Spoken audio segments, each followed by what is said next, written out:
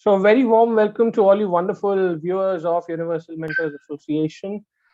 This is the panel number five. We are drawing towards the end of the day's sessions. The second last panel, but I think one of the most important panels, most important topics to be discussed about, changing trends in admissions perspective of the higher education fraternity. We've got some really, really amazing speakers to blow your minds away with the kind of discussions that we're going to have. Let me quickly introduce you to this amazing panel. uh, we like to welcome Mr. Bradley Emerson, who's the Executive Director, Chief Executive Officer of Imperial Institute of Higher Education, all the way from Sri Lanka. We have Mr. Dheeraj Sanghi, who's the Vice Chancellor of J.K. Lakshmipad University, Jaipur. So, welcome. We have Professor Dr. Karunakar Jha, who's the Director, Academic Affairs, Universal Business School. We have Dr. Hari Krishna Maram. He's been a stalwart of the education fraternity, chairman and founder, CEO of Imperial College, who's also going to be the moderator of the session. Welcome, sir. Thank you, We sir. Thank have you. with us Mr. Srinivas, who's the CEO of Gyanamarga Technologies. We have with us Professor Dr. Raman Kumar Jha, who's the Vice Chancellor of Amity University, Jharkhand. Welcome, sir. And last but definitely not the least, Mr. Amey Parulekar, who's the head of sales of From Finance. A huge, huge round of applause from wherever you are for this amazing, amazing panel. And without further ado, Dr. Hari Krishna Maram, I request you to please take this session ahead. Have a wonderful session ahead. Thank you. Thank you, Sandeep. And on the behalf of our entire panel members, esteemed panel members, we would like to appreciate the efforts you are taken to bringing all of us from, I can say, from across Asia. We have our friend Bradley from Sri Lanka, then we have people from different cities, joining in one frame, thanks to the technology and digital greetings to each one of you.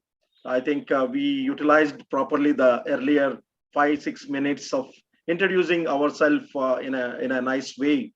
I think the topic which Sandeep told is definitely a great topic to discuss, because the life of any institute is on admissions is like a oxygen. So without oxygen, we cannot able to survive.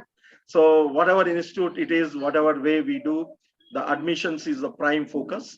And now we are going to talk on changing trends in admission, and especially on higher education.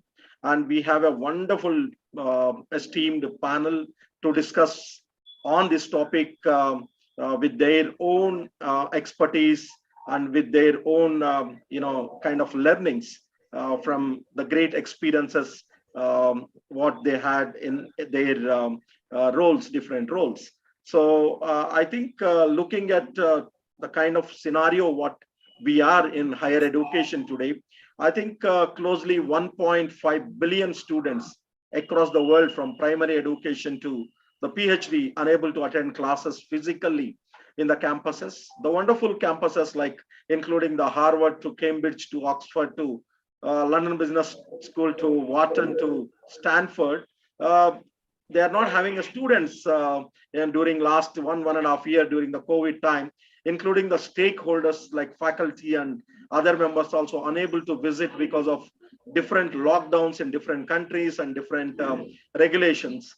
I think in India also we are one of the largest education system with 1,000+ universities and 49,000 colleges and closely around 1.5 million primary schools, all consist of 456 million students, which is one of the largest education system. And this is growing in a very fast way. The gross enrollment ratios, the number of admissions, the number of students coming to the higher education is drastically increasing day by day because of the new initiatives of the government and the people affordability towards education. So I still remember, 4 or 5 decades back, every house we used to mainly look at three things: roti, kapada, makan. That is the food, the cloth, and house.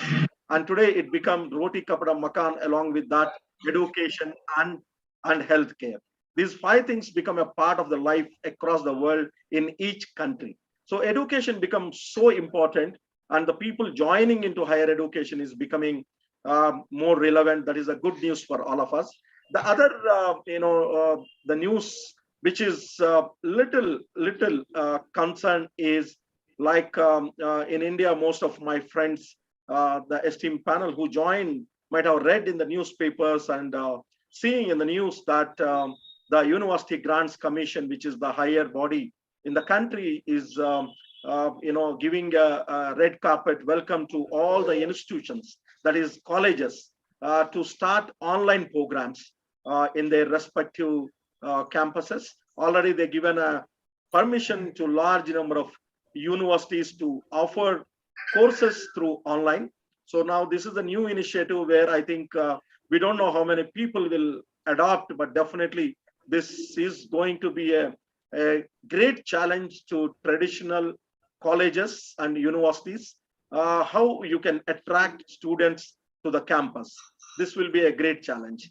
And with coming to the new education policy, new, kind of these kind of a pandemics, and the kind of how cities are changing, the way the technology is improving, the way we are moving in a different direction in this world.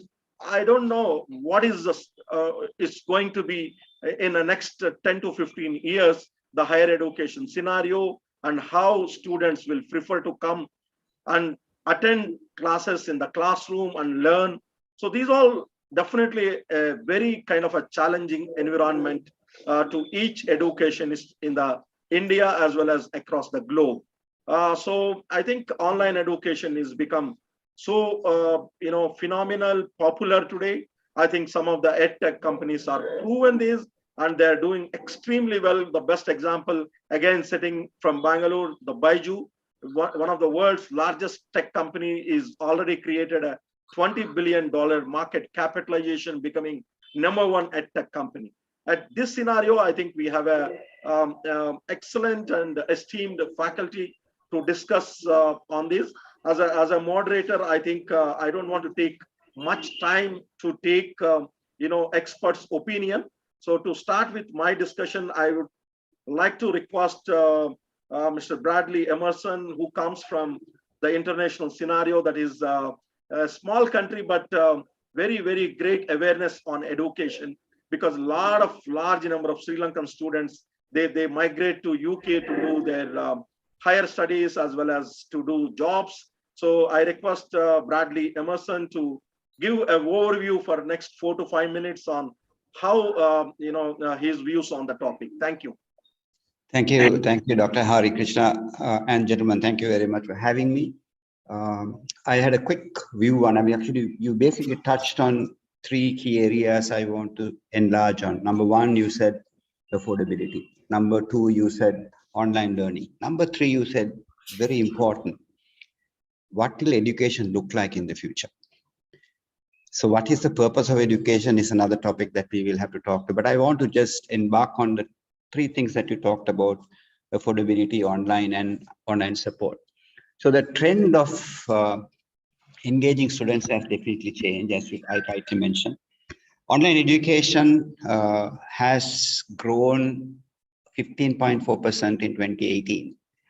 And then it is expected to grow around average CAGR at 9.23% to reach $319 billion in 2025. So that's where the education is going. And then when you look at how organizations have moved, when you do online programs, you need to have online management systems.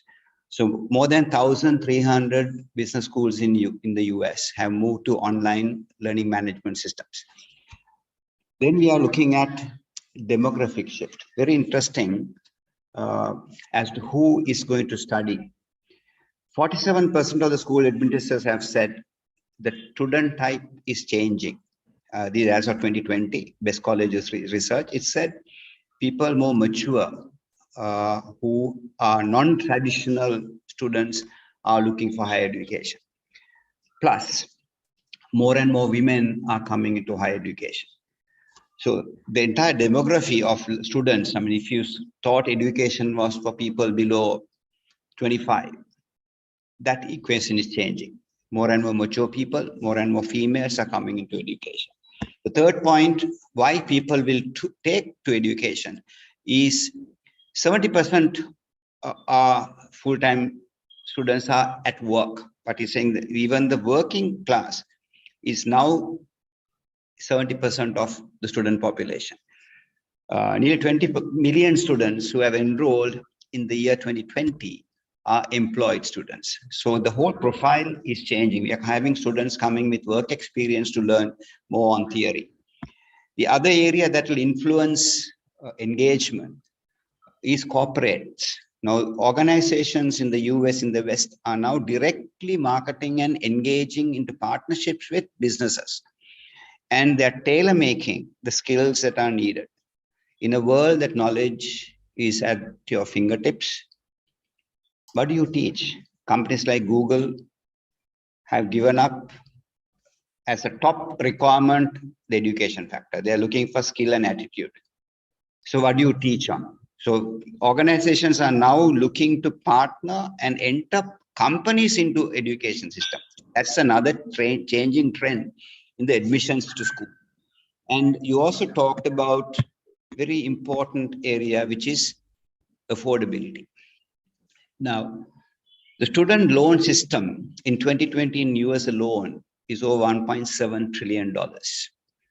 And as much as 5.1 million students obtained these loans. Why is it essential? Right now, the world is in recession, but the education must continue. So the business of education has grown. And therefore, financial institutions are looking at taking people in. So in summary, I'm saying the entrance will be influenced by how automated you are in the way you deliver, how automated you are in the way you manage, and how flexible are you in terms of your payment plan. And then we need to look at the changing demography of the students who are coming in. The mature students, more from the female gender, which is fast growing in our part of the world. We're having more females on earth in our part of the world than males. So how do you bring them back to the workforce? Those who have taken a break from career, those who have been housewives, how do we make them, move them from home front to corporate world? So that's my summary, sir, that I'm saying in the next 5 years, the admissions, the type of students you will admit will be influenced by these few factors. Thank you.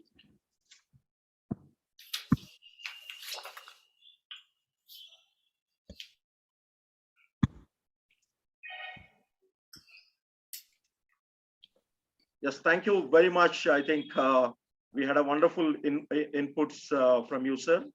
I think again, we will come back in the concluding round. And now I request Dr. Dheeraj Sanghi, the Honorable Vice Chancellor, the JKLU, to give his overview on the topic, sir. Thank you. Thank you very much. I think what I noticed in the last few years is that there is a slightly greater appreciation for quality. Previously, people would just ask one question, what's the placement?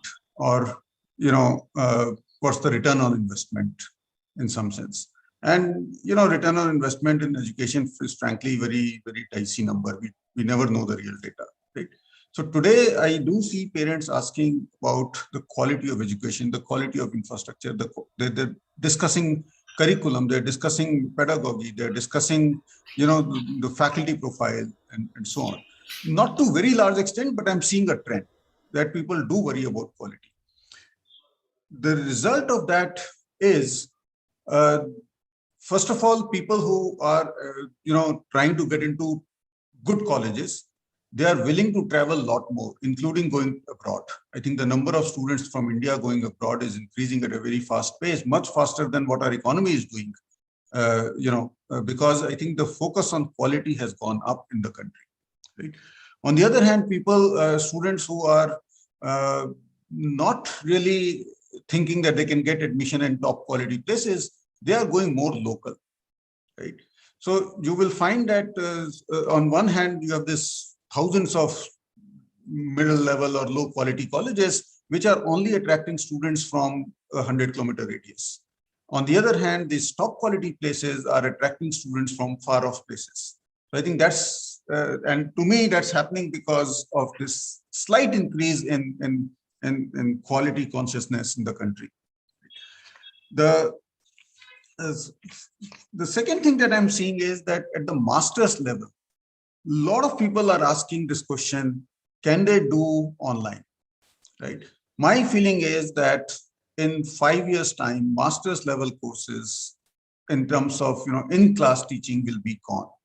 Because today, there is this trend of just-in-time learning. So if I'm working already and I need to understand this new technology or this new stuff, my preference is, and the company's preference is also that, can you do this course in the evenings, weekends, etc., maybe take a little bit longer. You don't need a full degree. Can you just do 2 courses, 3 courses just to learn this technology and so on? So my feeling is that master's is something that we need to be worried about if we are focusing on the master's admission. So undergraduate admissions, I think the current model will continue for many years, but master's admission, there is going to be an issue. Okay. The third thing is, as I think Bradley also pointed out, people like women and working professionals are increasingly demanding, some level of education. I think the working professionals, at least what I'm seeing is asking for online, part-time, those kinds of models. And women are coming in greater number, particularly in technology.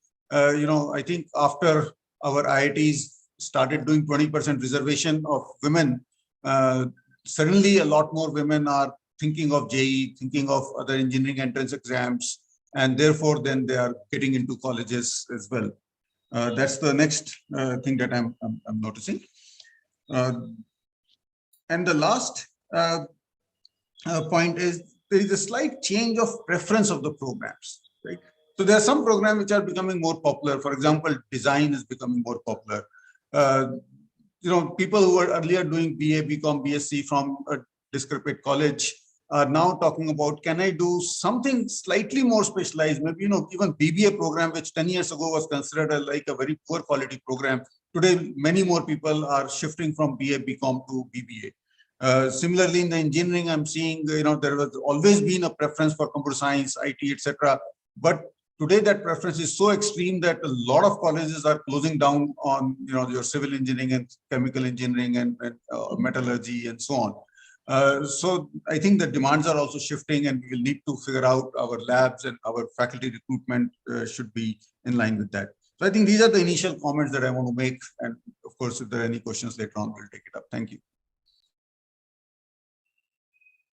Very much, Honorable Vice Chancellor, for giving wonderful overview, I think, about the scenario on the topic. I think we have the next esteemed panel, Dr. Raman Jha.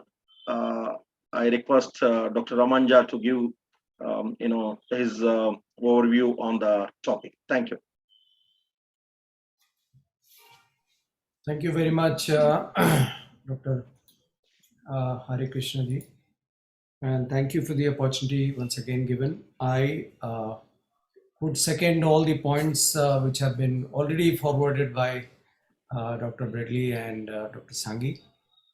Some points which I may highlight from my side, totally understanding the perspectives after COVID, which had no doubt declined the enrollments as far as universities and colleges are concerned. So there are two major concerns that has come up. One is the financial uncertainty that we have been seeing all around, and second, the place from where they would ultimately get the education, which is the mode of operation. So be it online, or should it be physical, or is there any change? So these two are the major factors which are by and large the concerns. We understand that the colleges and the universities are now entering the third calendar year during this defined by the pandemic, I would say. So the prospective students could no longer do the traditional campus as we visits, and the standardized just testings has become optional for students now applying at many institutions. So as we think of institutions, they will have to think differently in order to survive and thrive in the decades ahead. Uh, the institutions will not only have to approach recruiting and marketing with a different lens altogether to ultimately generate the depth and the breadth of the engagements that they have with the students. And I would say a new generation student would be a real challenge for all of us as academicians.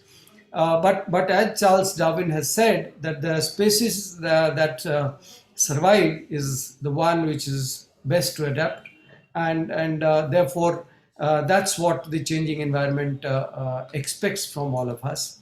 The 2 points which have been very rightly and timely explained already are the changes, demographic changes in the primary base of the students, a shift towards more practical oriented, or I would say job oriented or career oriented programs will happen, and that's also being highlighted earlier. Focus on value proposition will happen in the colleges and universities, so that makes Indian education system possibly more I would say towards progressive chart than what was happening, because of the seriousness that has been thrown open in terms of challenges, no doubt. But there are 2-3 models which will ultimately come out with, and one can highlight that one will be the hybrid strategy model, wherein both the models, online as well as offline, will continue. That's one model. The second would be a flexible pathway option, wherein one can do some part in the regular mode, some part in the online mode, and so on. The third model, which can be the education per se on a model like maybe movies, or maybe the music, something like subscription services. You subscribe to these classes and you get you pay for it and you get the services. Maybe that can be another model which may come in. So with that initial comment, I would say there are other trends also which have impacted the program. The financial aspects, the technology trends have changed, and the realities which are new are that the possible content producers or writers, they will prevail in the marketplace. That can be one trend. The institutional control on higher education is going to decrease. So the who has the power then? The power of higher education will be essentially going to the consumers, and the trend can lead us to somewhere wherever the market takes us. With most of the near universities access to the digital devices now that we see, the internet that we have all around and is going to spread its network in any case, student will seek from the colleges the same things as we see from any other industry. So that's another model. Then the economic model, which is impacting all of us, and therefore the knowledge economy is also another area where the higher education is giving a trend or trending. And then there can be a capsule sort of thing or an education where you can say this time-bound degrees, and a lot of flexibilities, like while I'm working I can study, or while I'm studying I can work, and all that flexibility will be the thing. And therefore adjusting our curriculum, recruiting faculty members, training them, upskilling them, and then retaining them will be a real challenge for all of us. And that's the new thing that I initially think about. Thank you. I think, thank you, Dr. Raman Kumar Jha, for that wonderful, I think, inputs. You brought a very good, valid points on the current trends. From here, we will move to other esteemed panel. I think sir is joined little late. I think we are not fortunate to have a initial, introduction from Dr. Karunakar Jha, who is the Director of Academic Affairs, Universal Business School. I request Dr. Karunakar Jha to give his overview on the current topic what we are discussing. Welcome, Dr. Karunakar Jha. Yeah, you have to unmute yourself, sir. Good afternoon, Hari, Good afternoon. and every other panelist member here. Sometimes when you come last to speak, obviously you have less to speak, because others, obviously, when we are speaking on the similar topic, obviously they obviously mention something which is across the education sector is very similar. Nothing different from me or for Dr. Raman or Dr. Sanghi, more or less the same. But I'll begin a bit differently than the other speakers have done. I think this is the best time for education. There couldn't have been a better time than now. I always believe that a crisis is a positive thing for any industry, any sector we go through. I remember we used to talk about VUCA for the industry. I think now education is going through a VUCA right now, and everything has become very volatile. I mean, can someone deny today that education is not going through volatile times? It has gone through volatile times. Things have changed overnight, like a Sensex changed in the Bombay Stock Exchange. Education suddenly was different than it was a few years back. It has become very uncertain, like a lot of people are saying today, that education may not be the conventional education anymore. It may be a short-term course. It may be also something where people need to do it from the home. All the things are now possible as far as it's not very clear, it's very complex. But I think the biggest challenge right now in education is we have to understand our customer, our learner. Do we know our customer well? Because we are so used to a pattern. We are very comfortable in our spaces in education sector. We are very comfortable. We thought the student is the same every year.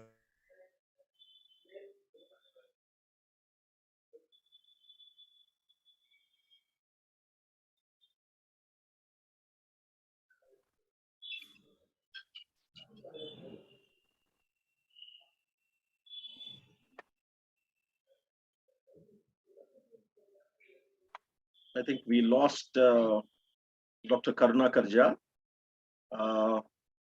Yeah, maybe Be we the will. same. We Yeah, cannot. yes, sir. Yes, sir. Please.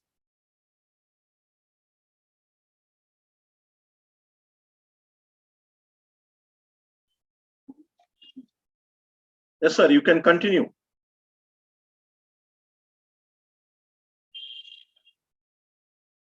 Yeah. Okay. No problem. We can. You can unmute, sir. Dr. Karunakar Jha, you can unmute. Yeah, Yes. like this line got disconnected, so Yes. Yes. I had to move out. Yeah, so the biggest challenge today for any education institution or any let's say a university, or all this is going to be today. Why is a student coming to join your institution today? Do we have the answers? Why is he coming? He's coming to join your university today or a college to grow, to make a career for himself. He's coming to join and enhance his knowledge in the particular subject. He's also coming to, or she is coming today to get the interest forward in whatever subject they want to get into. Do we have the right kind of mechanism? Do we have the right, let's say, way to teach? Do we have the right facility in our institution today? Gone are the days today where we used to talk about infrastructure in the form of a building. That's not going to be relevant today at all.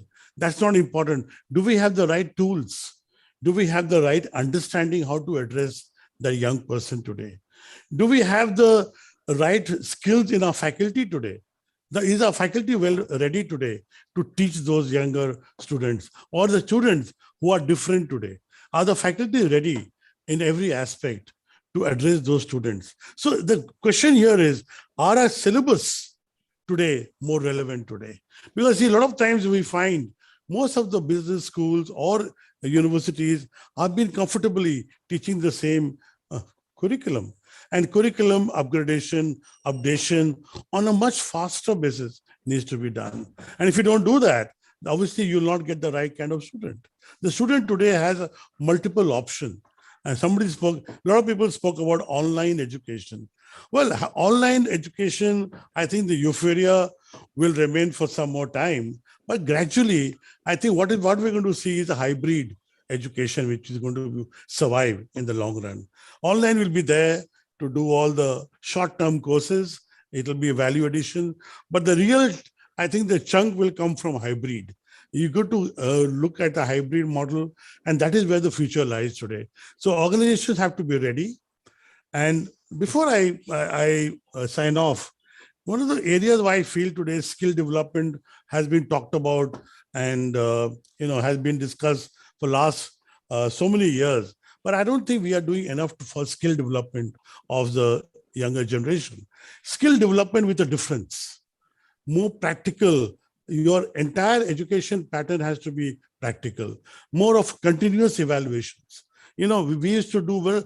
The most of the conventional teaching has been a lot of theoretical study. We have to impart a lot of practical, application-based knowledge throughout the semester. And that is where the difference will be. So I think education sector has a lot to do. I think the hands are full right now. It all depends. Do we have the commitment? Do we have the desire? Do we have the goal to go ahead and offer the younger generation the kind of education they need today? They are not the same customers 2 years back. They're different. The VUCA has entered education now. Let's get ready and let's be prepared for it. Thank you.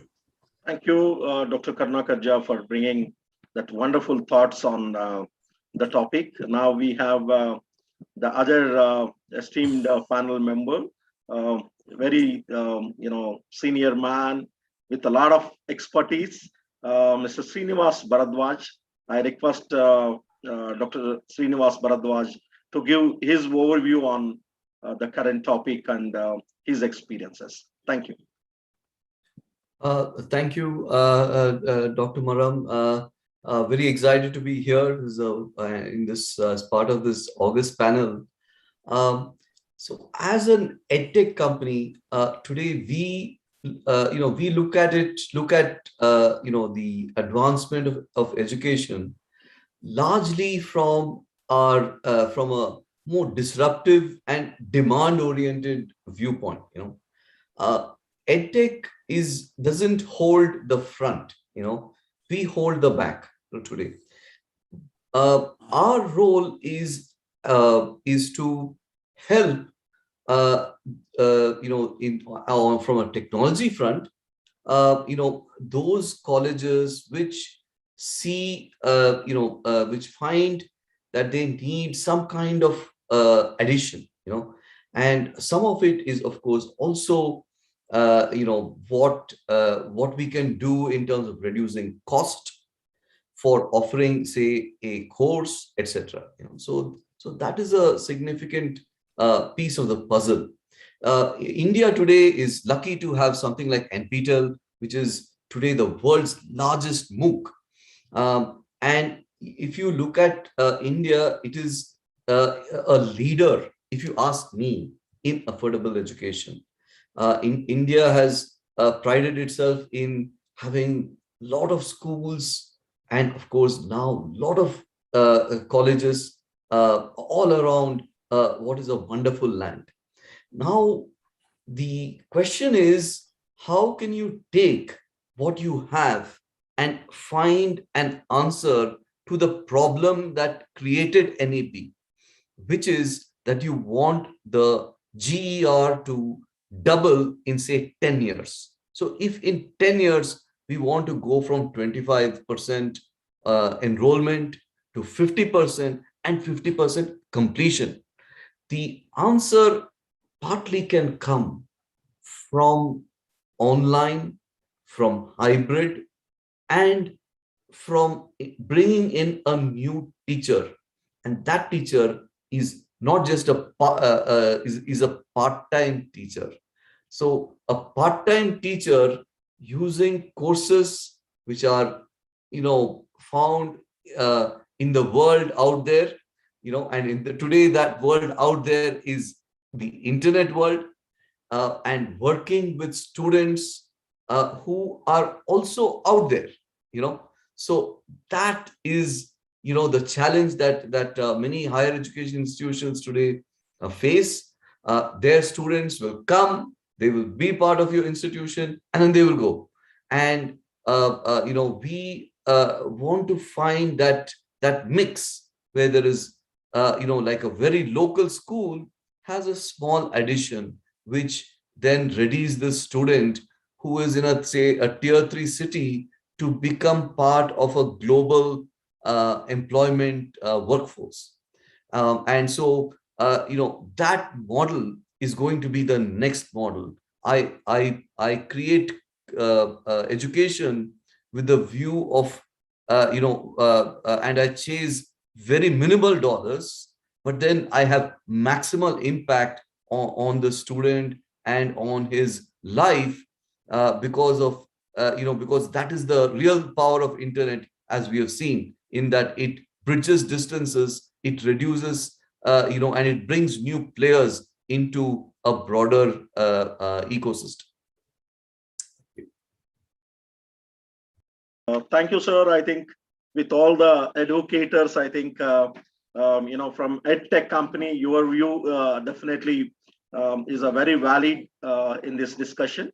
So now I have my friend Emmy waiting from long time to share his views.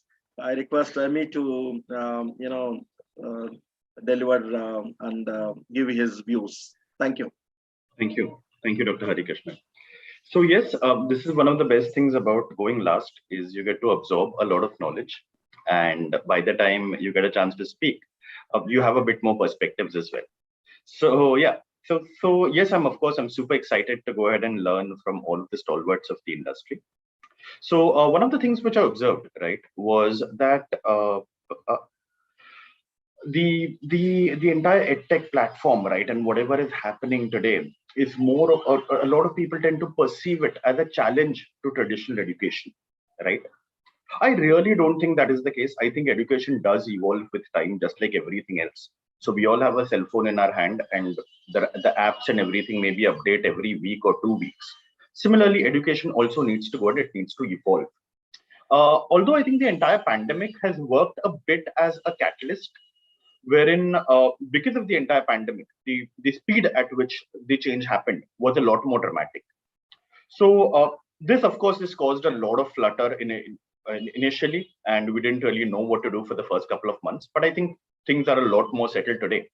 And I feel just the way Dr. Karnakar Jha mentioned, that this is probably one of the best times for education. And I totally agree with him for this. For the very same reason that today we have the kind of internet platforms, we have the kind of technology where we can still continue teaching despite of because of all of the colleges and universities being closed. We couldn't imagine this happening maybe 20 years back. Had this happened in the early 2000s, I really don't know what we would have done during that situation. Probably we would have all been glued to our TV, and TV pe someone is teaching. Probably that's what could have happened. But I think this is a calamity which has happened at a time wherein I think we can pick some of the positives out of it. So another thing that's happening is I believe a lot of foreign universities have caught on to the trend wherein they have come to India. And they're offering a lot of online courses. So I believe they are a lot more flexible than a lot of our traditional institutions. I believe now IIT IIMs are also offering a lot of online courses and a lot of upskilling courses as well. So I'm working with Upgrad. I'm working with some of the partners which are actually offering this. And this was an opportunity that I really did not have when I was in college. So today you can go ahead and you can learn from Harvard Business School a quick course of maybe 1 year or even 8 months is something which is available right now. You can just go in, you can log in, and you can learn. I think there is something that we should go and we should take away from that. Along with this, I don't know if how many of us actually get into the statistics, but technically our gross enrollment ratio of children passing from schools and then going to colleges is a mere 27%. While globally, if you look at the US and things like this, it's probably somewhere on the lines of anywhere between 60 to 80%. So I believe there is a huge chunk of people who want education. And with the advent of technology, with internet being accessible to everybody, I think this is something that we really need to capitalize on. And the first movers, the people who will be capitalizing on this first, are going to be winners and the torch bearers of this industry. So like 2022 has just started, and we already have a unicorn, which is again from the edtech space. So I think Lead School has hit the 1 billion mark. So I think that is something which needs to be worked upon. The entire concept of village students going to universities and going to colleges, moving their entire accommodation and everything, I think that is gradually deviating, and people want to sit at their home and study and learn from the convenience of their village itself. So one of the co-founders of my company, Mr. Navish Reddy, went back to his village during the entire pandemic. He had a great internet connection at home, and the entire work, like for the last 2 years that we are doing, Navish has been working from home, and he has been featured by the Times of India for that as well. Another thing is, I believe Dr. Raman mentioned that we need a portal, something like a Netflix or something, where all of the online players, all of the online education can be together. And this was something that we heard as well. As soon as the pandemic started, us being a fintech startup, we have the kind of flexibility, we can maneuver a lot quickly. So what we did was we created a portal where we have brought in all of the colleges, universities, schools who are offering online courses on one portal, which is on our app. It's called Ed Infinity.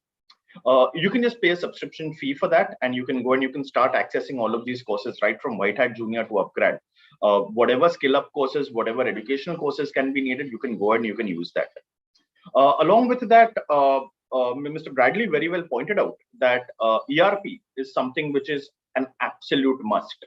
So what we have done is, through our capacity, we have developed one of the finest ERPs possible, and we are giving it to universities and colleges free of charge. So you can just go ahead, you can use it.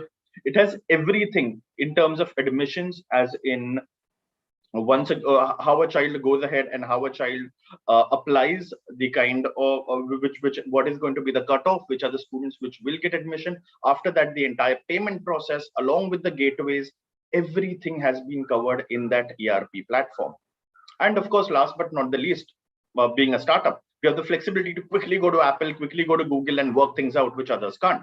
So that is the reason why we already have Apple on board, we have Samsung on board. So if any of the students actually need a device, we can give it to them at prices which are not even available on Amazon or even the Apple store. We are giving special student prices to all of the children from your colleges, from your universities. So I believe as an edtech company, this is a little bit that we can do. We are trying to, of course, improvise every single day and come up with new and interesting concepts as well. But yeah, I'm now I'm handing over the dice to you, and I would love to learn a little bit more today. Thank you, Emi, for wonderful thoughts and your initiatives and your offerings to the higher education scenario. Definitely, we need your support. So the COVID is impacted all the institutions badly across the globe, not only in India. Today, when I'm talking about the impact, it is almost 23% degrowth in the admissions and in the total economy across the world. When we are a 100 trillion economy, except I think the technology industry. No one is able to perform well. And as rightly told by my esteemed panel members, I think today the mobile technology, which is completely changed the way we are looking this world. I think 3 decades back, a gentleman called Martin Cooper, when he discovered this, when he invented mobile phone, he himself not imagined that the way the mobile penetration happens in this world. So today that we are witnessing. And in the coming days, I think the 5G technology already, the trials are started in United States of America, and they're planning to introduce in some other countries. The way the education is going to be completely a change over and a change maker. It is going to be a new game changer in the higher education scenario, because the way we are now attending this session, I think we have a panel member from Sri Lanka, we have panel members from different parts of our India. So we are in one frame. We just came into one frame without traveling much, sitting comfortably at our offices. So this is what we never imagined, 3-4 years back. I will give you a few of my examples, not taking much time. 14 years back, when I started my education journey after working for one of the world's leading pharma company called Novartis for a decade, then I thought I should bring some changes in education. I should bring something new initiatives. So that is a time, a lot of traditional colleges, traditional universities are there. I thought I should do something little different, learning best practices across the world, traveling, seeing different universities. So I launched the first online MBA program exactly 14 years back, where you are talking about the tab and all. That is the time the carbon, the small tab is the less expensive, like affordable thing.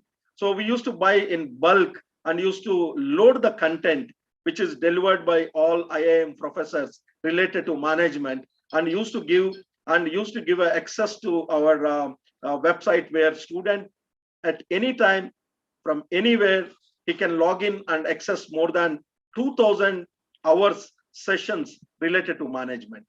But we are unable to continue that business in a big way. The reason is only one thing: regulations. We had 2 universities that time supporting our initiative. I had a great launch in Bangalore, where the vice chancellors of these two universities, the All India Management Association president, the Association of Indian Management Schools president, all were there. We had a 500 gathering, and a lot of people are excited to teach, and we reached almost 22,000 numbers in less than a year. But the continuity was not happened because UGC said you cannot run online education.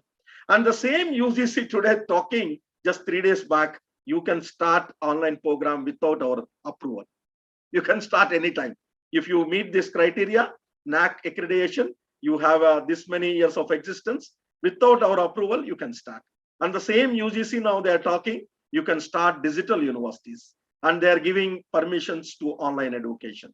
So I strongly feel today, looking at the global scenario, I think today the Khan Academy, the Coursera, or even a Simply Learn or Upgrade. So these all, they are doing extremely well. Today, if you look at the oldest existing university, I'm not talking about Nalanda, Takshashila and all, where we used to call the Vishwa Guru. And I'm happy to see a lot of pictures of Nalanda again, revision. But the existing university, which is Oxford University in the United Kingdom, which is having more than 1,000+ years of existence. And the total number of students, if you look at in the last 1,000 years of experience, and the total number of students, what Coursera and Khan Academy got, the Oxford numbers are less. And this company is less than 10-year-old. So that is the kind of rapid growth is happening in this scenario. And as rightly pointed by my esteemed panel, today, look at some of the institutions. I'm giving you in front of my eyes what exactly happening in the admission scenario. A student, a traditional student who completed his graduation, want to enroll for an MBA. In the last 2 years, his decisions are changing. So what these students now, they are telling, why I have to pay 8 lakhs to 10 lakh fees to enroll for a full-time program where you give online education, you give all the sessions through online, where I can get for a 50,000 rupees the same online MBA from a reputed universities.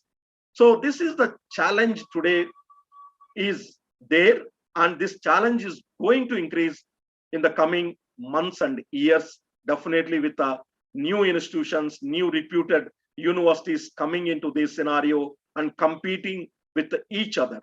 So in this kind of a scenario, when we are talking about national education policy, where adding one more 1,000 universities to the existing 1,000 universities in the next 15 years, whether is it possible, whether we can able to increase. If that is the case, then I think every month we have to add 2 to 3 universities in our system. And every day we have to add 1 primary to 2 primary schools in the country. So these all practically, I think, not possible if we don't work together.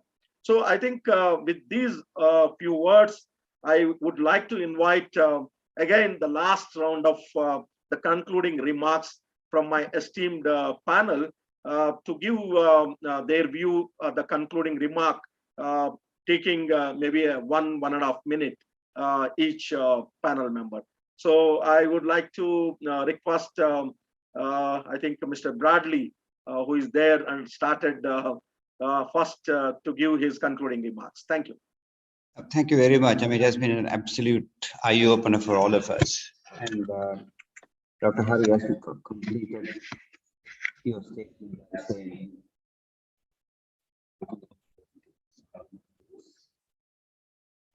so the challenge that we have,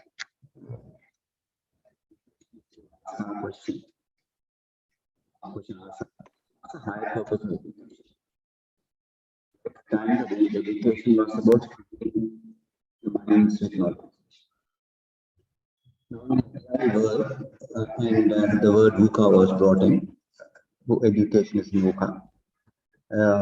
Uncertainty in what kind of jobs these people will have to do. Should we stop filling the minds, rather shape the minds? Because if we fill the minds with knowledge that become obsolete, even before they finish the degree, then the person who is with such minds also will become obsolete. So what I take away from here is the agility of delivery, the use of digital platforms, because we are talking about the fourth industrial revolution, which is called the digitization of the economy. And the final one that you talked about is, what do we teach and how do we teach and how do you assess their learning? So that's the points to ponder that I will take away, or rather leave to this esteemed panel. We need to ask ourselves, how do we teach and how do we teach and how do we assess in the new world? Thank you. Thank you very much. I think now I request the Honorable Vice Chancellor, Dr. Dheeraj Singh, to give his concluding remarks. Thank you very much. I think it was a great learning experience listening to all of you. At the end, I'll just briefly talk about GER ratio that some people mentioned. I think this whole business of GER is all bunkum and political in nature. 50% in 10 years is frankly ridiculous. And I'll tell you why it is ridiculous. GER means that, you look at 5 years, 18 to 23 years of age, right? Now, if 50% of our population, 50% of people born in one particular year, go to college and spend 5 years in college, then it will be 50%. Okay. Most people, first of all, 50% don't even go to college. And when they go to college, they spend 3 years in college, not 5 years. Okay. So to expect that within 10 years, this number will change. Remember, this number can change in 15, 20 years. But in 10 years means that this number should start changing in 5 years' time. That is when we will reach in 10 years, right? In 5 years' time, but those people have already left school. I mean, people drop out of school after 5th. So you will have to address dropout of the school from grade 1 onwards. So the grade 1 onward guy is going to get here in 10 years' time. If you start working on grade 1 today, then 10 years later, you can expect some people to be in college. So I think we should, as an academician, we should look at what is being said for political purposes and what is being said for, goal setting, vision, and so on. So I'll stop with that. Thank you very much, sir. I think now I request Dr. Karunakar Jha to give his concluding remarks.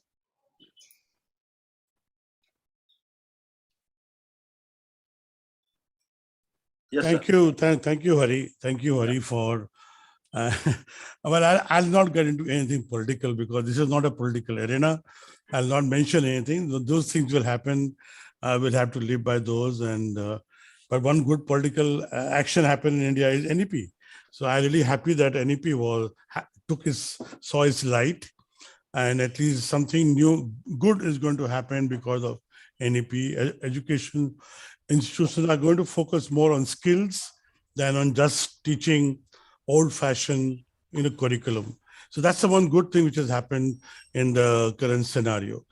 Well, you see, one of the most important thing which I like to focus on here is, the most important thing, the way forward is that curriculum redesigning has to become a part of our lifestyle. Gone are the days where I remember I used to be part of leading university some time back, and people were comfortably teaching the same old stuff every year because placement would happen. So why at all change the curriculum? Education models need to change. We need to change the education models also. Upskilling, reskilling through flexible delivery models are very, very important. We need to have a lot of elective credits, pack in something more relevant and very, very important today. We got to also have adaptive pedagogies. They have to be adaptive. You need to change our pedagogy on a regular basis today. We need to inculcate very new processes and policy in our education system. A lot of flexibility, and most important, listen to the student, customer. Take his feedback on a regular basis. We have a system of feedback, but I don't know how much of feedback we actually take and implement from the student community today. Research focus. Make the students get into the mindset of research very early. These are very, very important things. Education institutions need to understand that research you can't become a researcher just because we are running short worldwide and therefore we need to catch up. It has to become a part of a culture in an education system. And the earlier the student starts, doing research, may not be the best, may not get it published in a journal in the very first time, but at least one starts writing, one starts exploring, and one has to collaborate. The teachers have to come forward and support the students here. The mentorship, very, very important aspect again. Mentorship is very, very important. You need to mentor, like the way we mentor entrepreneurs, we need to mentor even our students. And of course, one of the important things which I'll right now mention, create an environment for entrepreneurship. You can't have unicorns. You got to create, every educational institution needs to invest to create incubation centers, encourage entrepreneurship in their particular organization. Because gone are the days now today, the students have ideas, they need a platform, give them the platform, let them come and try. When somebody says 5% of entrepreneurs succeed in India, I'm happy. 5% succeed. India is a big country. India is a huge country. If 5% of your successful people, that's great. It's a very huge number. So I think these are the areas, I think we have to be very flexible. We have we have to collaborate. We have to collaborate, create a culture of a lot of collaboration and work together. And I think we are in for a wonderful time. We have some wonderful panelists here. We should collaborate together. Dr. Sanghi, Dr. Raman, Mr. Amay Parulekar, Mr. Bhardwaj. We should start the collaboration here together. Why can't we all collaborate and create something wonderful? Why not? Each of us has got our own strength. We are good in something or the other. Let's do that. So I think this is it's all totally a mindset change. And I think we are in for some exciting time. And I'm really excited to be in education sector right now. And I'm hoping for great work ahead. Thank you. Thank you, Dr. Karunakar Jha.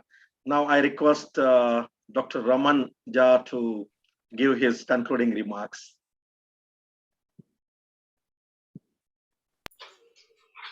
Thank you very much, sir, once again. And it's really nice to see Dr. Jha again giving us some real valuable inputs for being together. That's one thing which I would also like to highlight.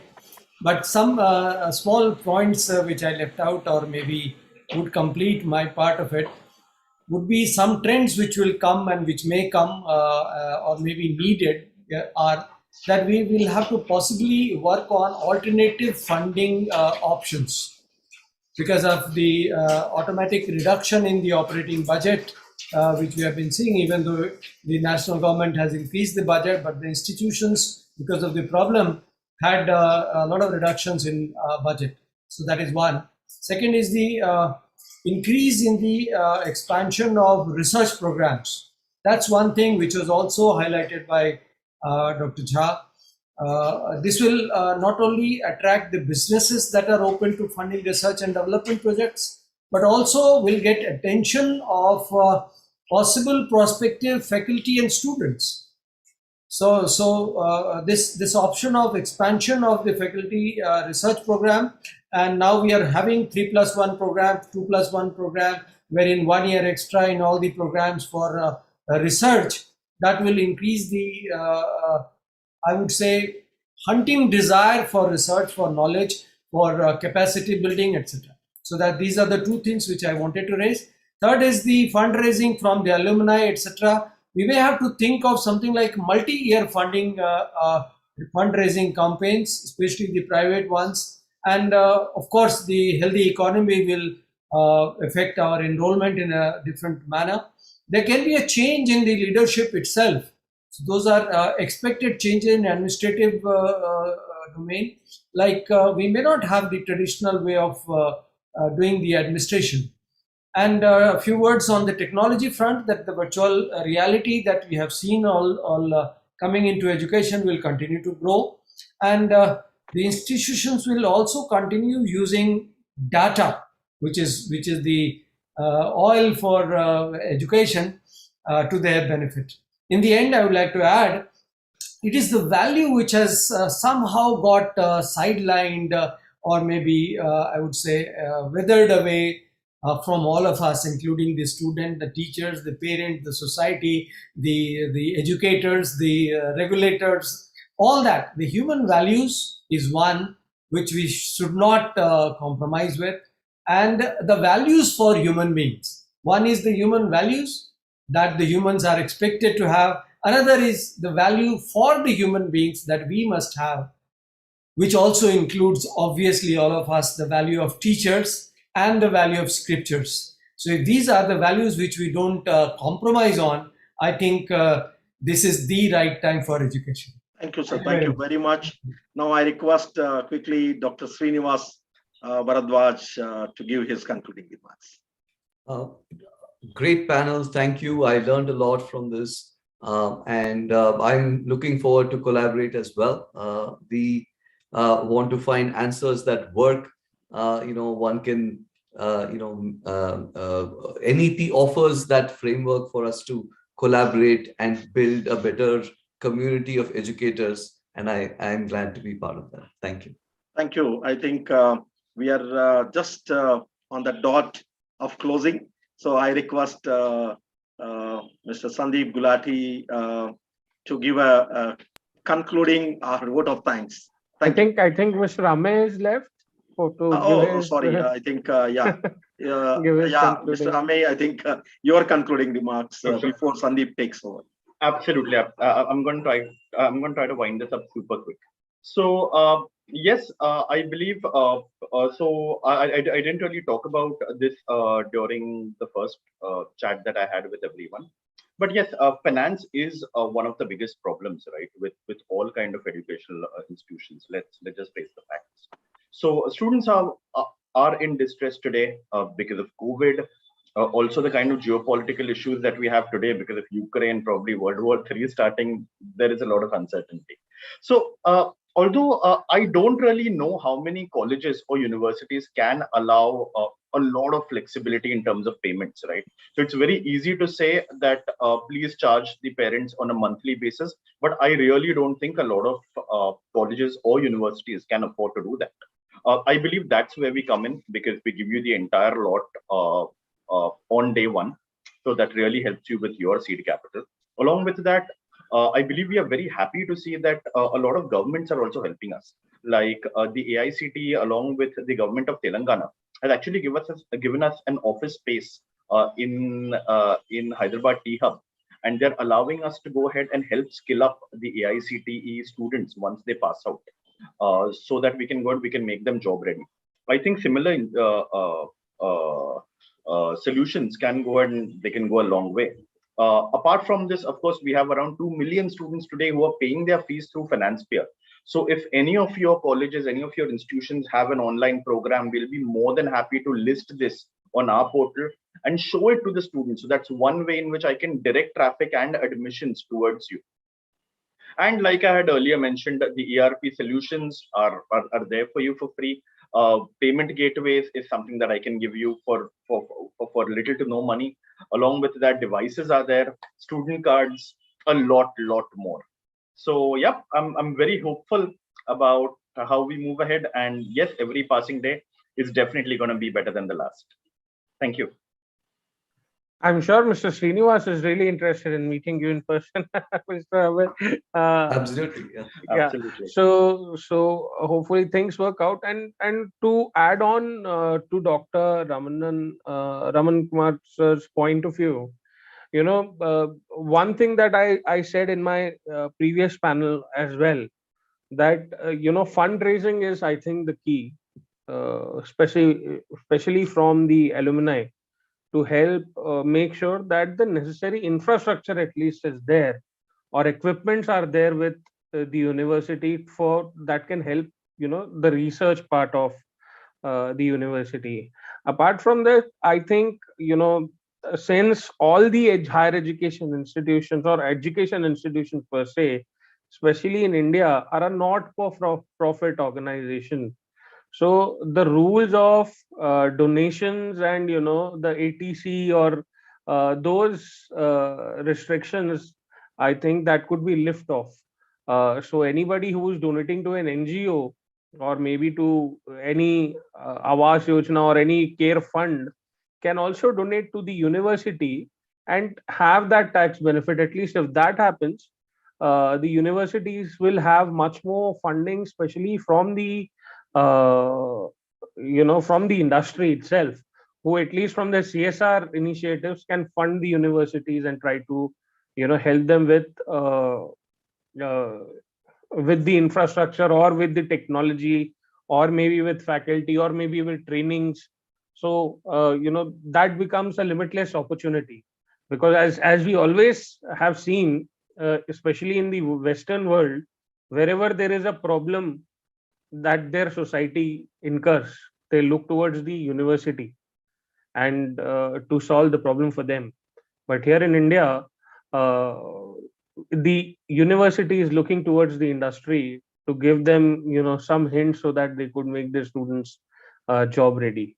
So I think that is the difference that needs to be filled. That is the gap that needs to be filled, and once that happen, only then it will be the proper implementation of national education policy, I think, will happen.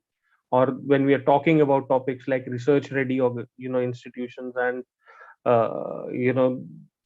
various other activities that we have just discussed could happen only then. So thank you so much. I think this was such a wonderful panel. I think Dr. Hari uh, had some internet issues, and he has left the chat. Anyways, thank you so much to all you wonderful speakers. It has been a really, really eye-opening session. I promise that this was going to be one of the most important panel discussions for today, and it lived up to its expectations. Thank you so much to all you wonderful speakers for being a part of Universal Mentors Association. We request our speakers, our honorable speakers, our viewers to please visit our sponsors. We have shared with you their links to keep on supporting the Universal Mentors Association platform. Help us, spare 10 minutes of your time and spend us with our sponsors, and they will be helping you out. Or in turn, you can help them out if there is any gap that needs to be filled. Thank you so much.